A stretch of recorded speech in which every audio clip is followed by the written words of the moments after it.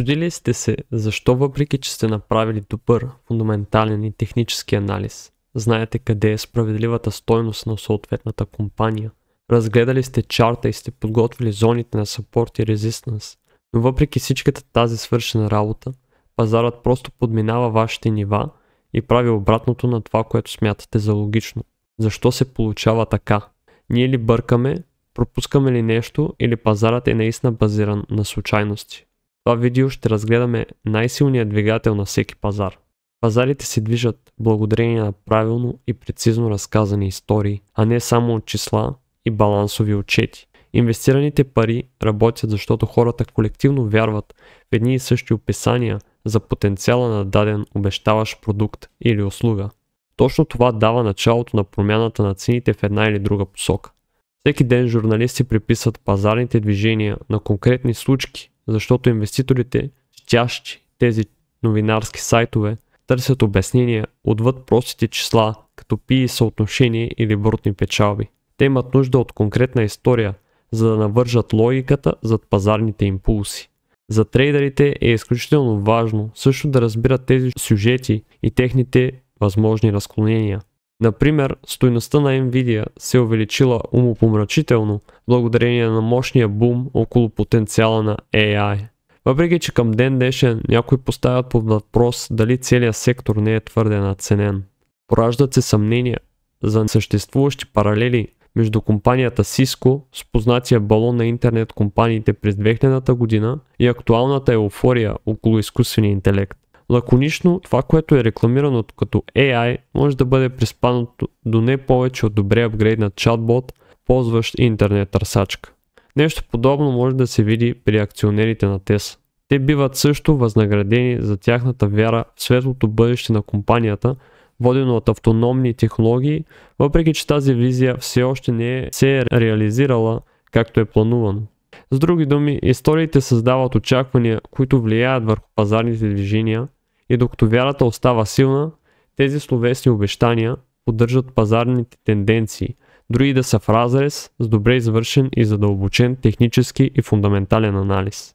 Значението на думата наратив във връзка с пазара си го обяснявам като разказ на дневния ред. Това е историята, разказана в текущо време, която се вярва и следва от достатъчно много хора, които съвкупно задвижват пазара в дадена посока, задействайки закона за търсенето и предлагането. Естествено, пазарните участници е нужно да бъдат убедени да повярват в успеха на инвестицията си, така заформяйки конкретно пазарно пристрастие, от английски познато като bias. Това се случва именно благодарение на добре разказана история. В същността си маркетинговата стратегия включва точно това. Всеизвестен факт е, че добрата история продава. Когато достатъчен брой хора повярват много силно, започват да зареждат емоционално своето решение, ангажират се, инвестират, защото чувстват, че това е най-правилното финансово решение, което могат да направят в момента. Този процес има лавинообразен ефект, защото може да завърти около себе си много хора. Споделяйки с други свои познати, първоначалните инвеститори могат бързо да умножат бройката и така цената да нарасне главоломно. Често в такива моменти хората спират да мислят трезво, не могат да оценят правилно риска. Това е една от причините повечето от тях да губят пари, защото емоциите взимат превес над рационалността. Когато даден човек закупи нещо на чисто емоционално и подсъзнателно ниво, се обвързва с него и започва да смята, че продуктът е по-ценен, отколкото той всъщност е. Именно защото го притежава. Защото вложените собствени ресурси от купувачът оскъпяват в неговите очи дадения финансов актив. Често хората надценяват стойността на притежаваното от тях. Върху това ще обърнем по-сериозно внимание, когато заговорим за емоционалния баланс и психиката на трейдера в предстоящи видеа. Те върло защитават това свое решение, защото малко хора приемат, че са сбъркали, когато действат импулсивно и необмислено. Дори срещу инвестицията да има ключови фактори, противоречащи на наратива при фундаментален и технически анализ. Тези иначе напълно валидни знаци биват игнорирани заради еуфорията, породена в един постоянно трендващ пазар.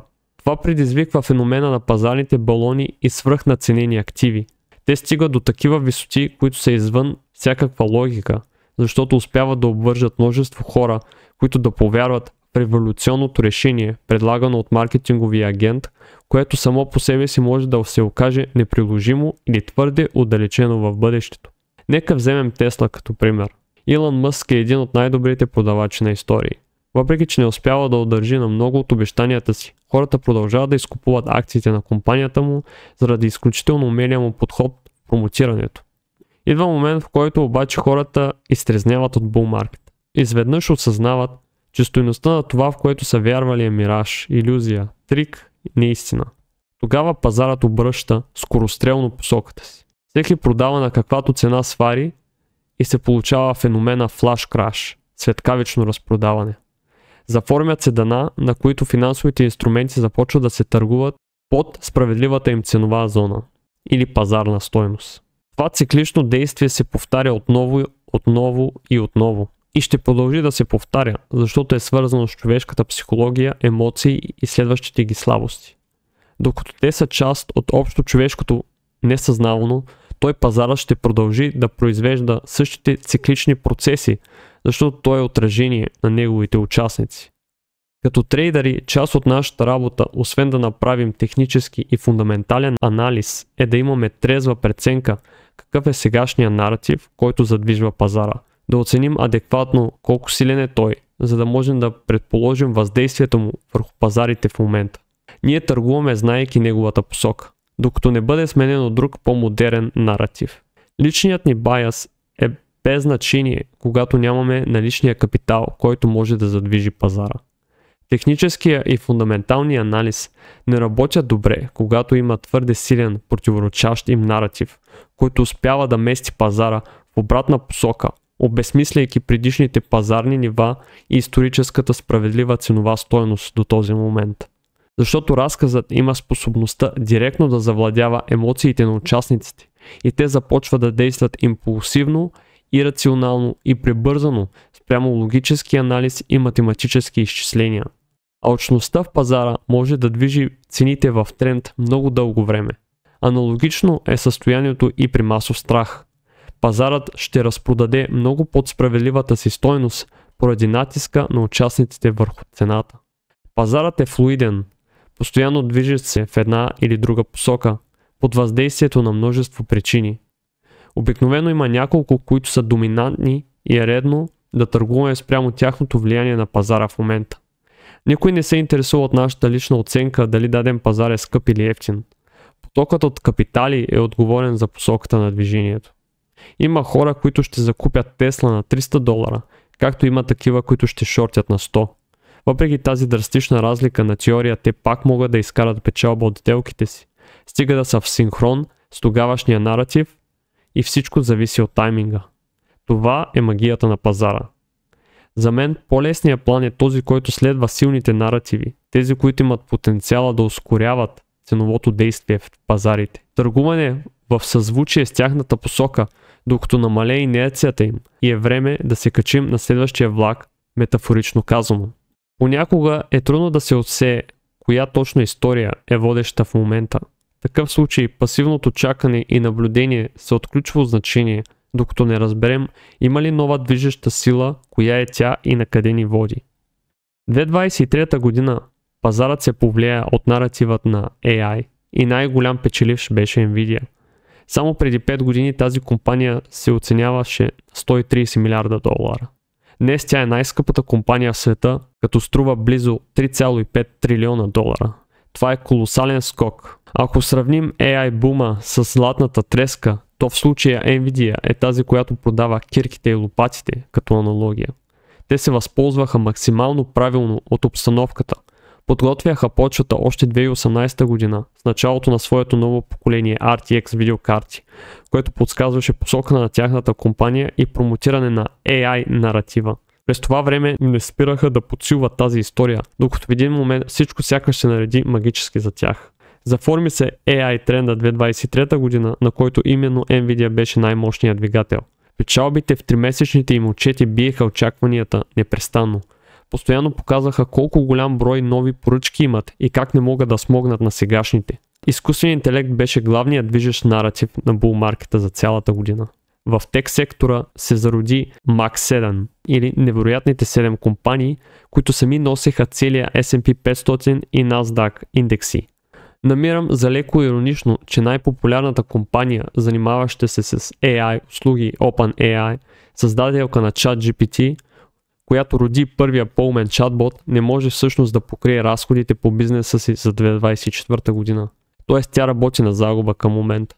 До кога пазара ще вярва сляпо в светлото бъдеще, обещано от AI пропагандата? Наистина ли услугите, които предлагат, са толкова иновативни и полезни за обществото към ден днешен? Дали всъщност не е поредния балон или този път пазарът е оценил правилно потенциала и стойността на тези компании? Предполагам, че съвсем скоро, дори до година-две, ще имаме отговор на тези въпроси. Като обобщение, фокусът е мъдро да е върху важни разкази на пазара, които истински и силно движат ценовите тенденции, но същевременно трейдърът внимава за новите, но необосновани истории, без доказано влияние върху пазарите. Избягване на влизането в противоположни сделки на масова истерия около модерен наратив, който има силно влияние върху пазара, поне докато нещата не се обърнат. Следният цитат на Уорън Бъфет съвпада с това. Пазарите могат да бъдат ирационални по-дълго, отколкото инвеститорите платежоспособни. Когато дойде моментът и наративът се промени, адаптирайте се съответно. Не се ангажирайте, не защитавайте никой наратив до последно. Напротив, когато усетите, че е отслабен и изтощен, сиреч че пазарът не се вълнува от него повече, то е време да спре да му се обръща внимание. Рано или късно всеки наратив отминава, за да остави стената за новия. Доскоро беше актуален наративът около избирането на Тръмп и неговият върл помощник Мъск. За справка, вижте цената на криптовалутите. След избирането на президента те скачат изключително много нагоре. По-рано тази година той обещаваше прокрипто промени, които да се отразят благоприятно на криптото. Към момента това и стана. Пазарът реагира с рискон сантимент. Кога обаче ще продължи този тренд, доминиран от биковете, може само да се спекулира. А именно това е и работата на трейдера. Благодаря, че гледахте до край.